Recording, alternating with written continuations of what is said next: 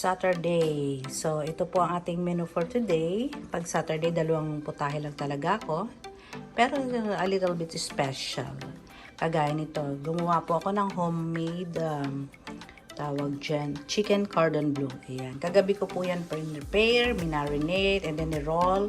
Mamaya ibe-breaded ko po yan. Papakita ko sa inyo how I do it. At syempre gagawa tayo ng special sauce. Abangan yan later. And then tayo, pork bok choy. Kasi tag-ulan here. At balita ko pa nga may typhoon. So ingat po tayo lahat. Ayan ang aking menu for today. Chicken cordon bleu and bok choy. Pork bok choy. See you later! Morning! Eto na naman po si Mamita G. Wala yung, hindi ko gamit yung apron ko na Mamita G kasi parehas po silang hindi pa natutuyo. Okay, kasi panayang ulan. Kahit na po dry na yun, syempre moist pa rin, hindi malamig. Pag-iba lang tayo ng apron. O, diba? So, good morning! Kumusta pa ang ating weekend? It's Saturday na! And again, excited na for tomorrow's rest day. Di ba kayo ni Buba, mga madam? So, good morning. I hope lahat po ay okay tayo, diba? Enjoy lang ang life. Lover lang. So, ayun po, again, eto si Mami Tani para handang i-share sa inyo ang aking munting menu for today.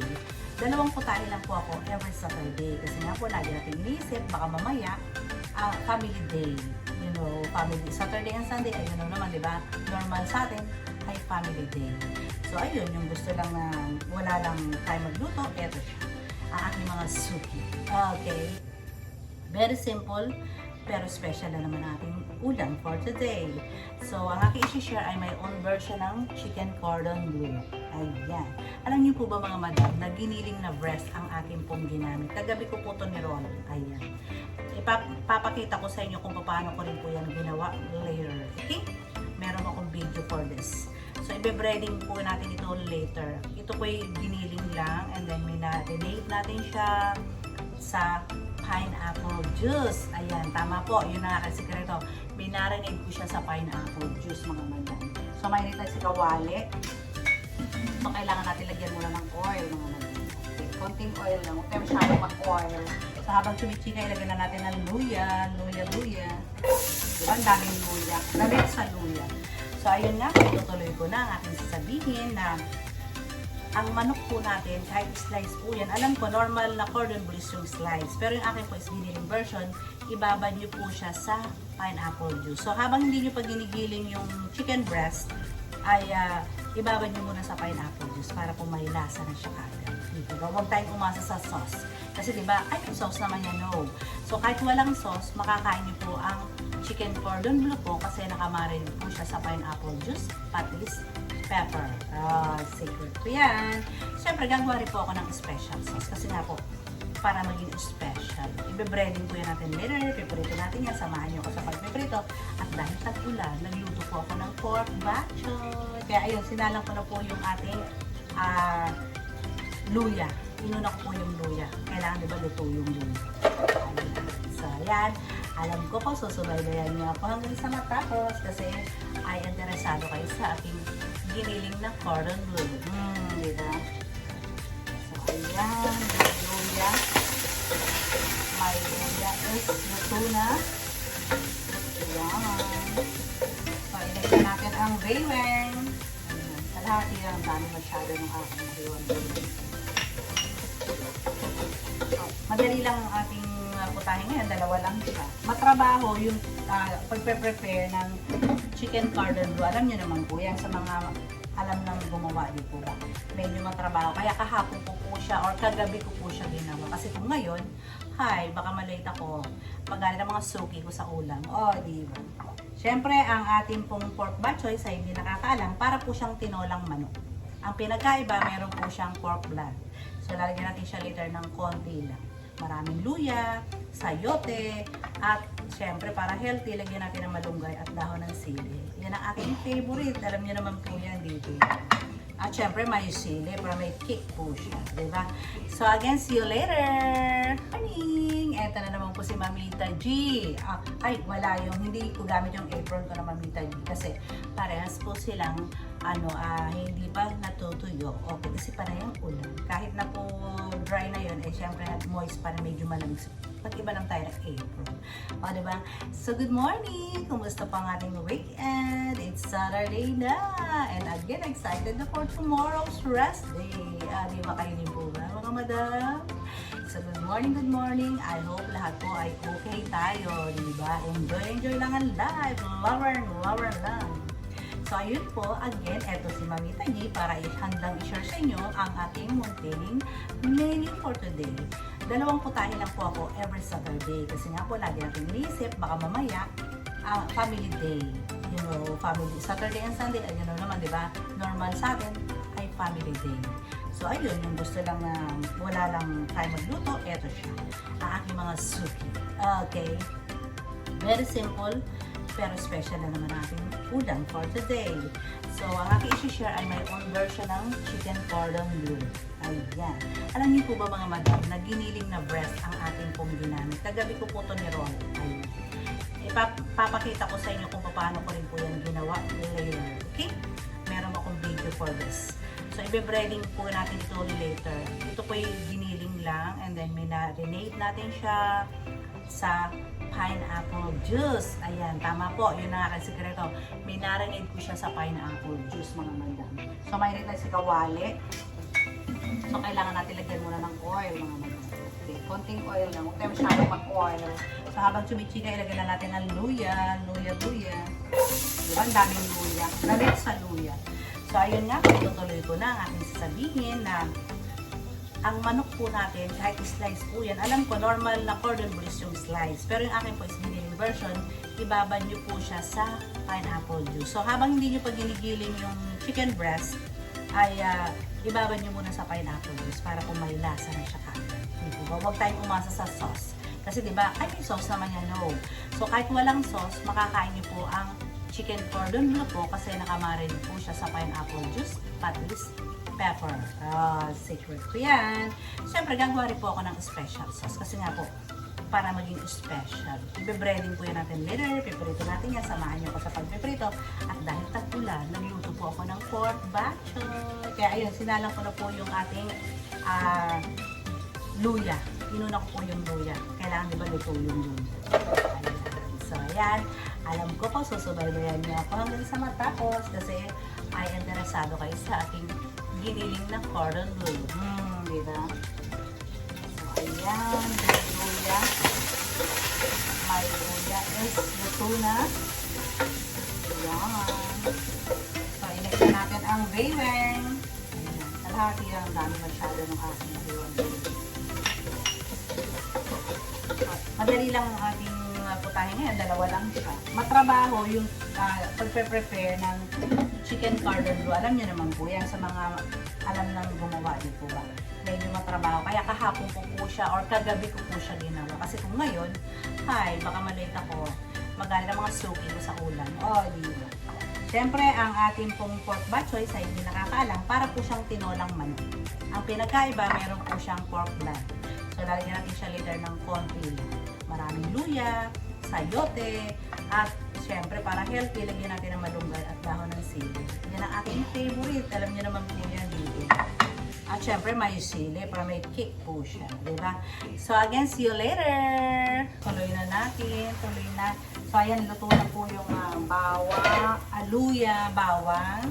Lagyan na natin yung sibuyas. Lagi kailangan luto ang sangkap, mga madam. Alam niyo naman yan. Ang aking rule number 1. Diba?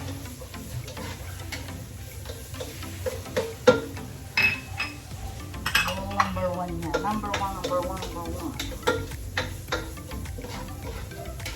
So, lagyan ng konting patis. Rule number 2, pag nagigisa, lagyan lagi ng lasa yung mga sangkap para malasa na siya at kakapit na agad. Yan, ito yung mabuti ang luya, bawang, sibuyas. Next, ilagay na natin ang ating pork. Again, lalagyan lang ito natin sa very, very low fire para doon na siya mismo maluto. Makikita niyan, wala tayo munang pagsasabaw na ilalagay, walang tubig. Palalambutin natin siya sa sarili niyang katas. Mamaya na natin siya lagyan ng mga paminta and everything. Okay? So, leave natin muna yan hanggang sa lumambot. And then, magpe-prepare tayo para sa ating breading ng chicken cordon bleu. Babalikan ko kayo. Hello, I'm back. So, ayan mga madam, pin-prepare ko na po yung ating gagamitin sa ating chicken cordon bleu. So, ito na po yung breadcrumbs. And then, eggs. Ayan, egg. And then, yung ating pong flour. Okay, so tatlong beses po natin siya. And then, ito na po yung ating oil. Diba? At syempre, habang sinasangkot siya natin yung ating baboy, medyo hindi pa siya malambot, kumikilos po tayo ng iba. Diba? Ayun ang apoy po yan. So, again, ganito pong style natin. Tatanggalin po ito. Ito po yan, binalot ko na siya kagabi. Diba? Ayan siya. So, lagay muna natin siya sa harina. Ayan. So, isang kamay lang dapat po ang gagamitin para magagamit po natin dito sa pangalan yan. Dito hindi po siya mabasa. Diba? So, punasan, kailangan tuyo ko yung ating hands. Tuyo. So, ayan. Isa lang ang ating gagamitin para sa pag-ganyan. O, diba? Isa lang dapat ang basa. So, next, dito naman, sa ating egg. Egg siya. And then, after ng egg, lagay natin siya sa breadcrumbs. Oh, yeah. Pero, parang gusto ko isa pa. Parang mas feel ko yung isa pa siya. So, magagamit nyo ngayon yung dry. Parang naninipisan ako, para medyo may kapal. O, diba? Tumatik mga fruits eh. So again, dalawang gagawin natin. Ayaw yan. Dalawang pag-bread. So, again, lagay into egg. Into egg siya. So, tsaka natin siya ilalagay sa breadcrumbs. Tak. O, diba magagamit natin po yung ating dry hands sa ating breadcrumbs para yung breadcrumbs po ay hindi mabuo. Diba? Tama po ba ito mga madam? So, this is our finished breads. So, ayun, hanggang sa dumami po siya, dahil nagpapainit pa ako ng mantika, ay babalikan ko po kayo. Ibe-bread ko lang po siya lahat, okay? Ayan, while cooking ng ating bachoy, waiting for the moment, tayo naman ay mag-bread ng ating chicken cordon bleu. Ayan. So, ayun, isa pa lang nagagawa ko. So, tapusin ko po muna ito. See you later! Hello! So, ayan, nagpiprito na tayo ng ating chicken cordon bleu. And then, let's check the baboy or the pork. Check na natin siya. Malambot na yan. So, lagyan na natin ang ating pork blood. Okay, lagyan na natin siya. Ito medyo may konting buo, okay lang kasi bachoy po. Lagyan lang siya. Lutuin natin yung dugo. Kung gusto nyo medyo maitim pa, dagdagan ko pa yan ng konting dugo. Pwedeng magbubuo yan, okay lang. So, dagdagan ko pa siya ng konting dugo, di ba? Para mas lang added ano po yung lasa yun. Bakit? Konti lang, hindi natin dadagdagan masyadong dugo. Kasi baka magmukhang dinuguan po siya. So, yan. Baka magmukhang dinuguan. So, lulutuin lang muna natin yung dugo. Siyempre, lagyan natin siya ng patis para masarap. And pepper. Amoy tinola mga madam. Pepper. Para may anghang.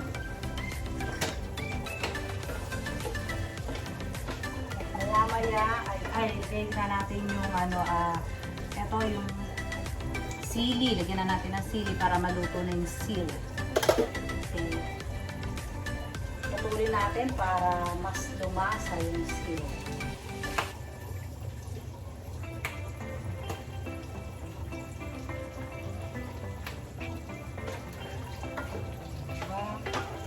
So, hayaan lang muna natin siyang maluto yung dugo and then sasabawan natin siya together ng gulay. Okay?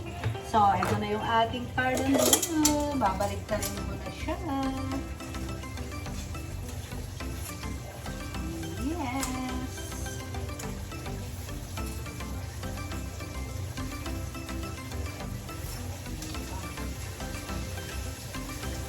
Ito ay masarap, matrabaho nga yan. So, balikan ko kayo.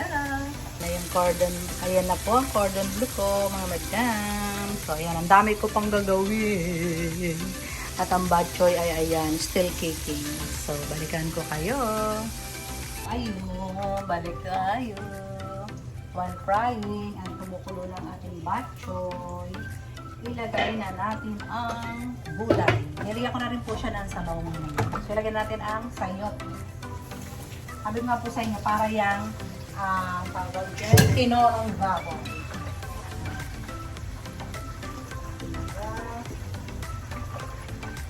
And then, after, ano lang yan, pag half cook na po yung sayote, lagay na natin ang ating gulay. And it's done! Ganun ang kadali naman. Ayan lang muna natin siya dyan. At ituloy natin ang ating pagluluto ng cordon bleu. Ayan. Ito na yung naluto ko. Here's my naluto na cordon bleu. Kaya gagawa tayo ng sauce. Sauce naman po yung lagay natin. At babalikan ko kayo. Ito na! Last but not the least, yung ating dahon ng malunggay at dahon ng sili. At luto na yung ating bok choy. Spanish. Habang tapusin na natin itong ating chicken cordon bleu. Ayan. Ito, isang kulo lang ang ating bok choy. And it's done. So, ang ating naman pong cordon bleu. Ayan. Another set. Another set po tayo. At ilang piraso na lang, matatapos na rin. So, yun mga madam, tatapusin ko na lang ito. And we're done! Makikita nyo na yung ating natapos na luto na chicken cordon bleu and pork bok choy. So again, happy weekend! Mabuhay po tayong lahat. Sana nagustuhan nyo po ang ating menu. And again po, please subscribe and paki-share and like naman po yung ating video. So bye-bye! Stay healthy always and God bless us all! Bye-bye! My finished product of my chicken cordon bleu. Yummy! With parsley pa yan. Social yan. That's it.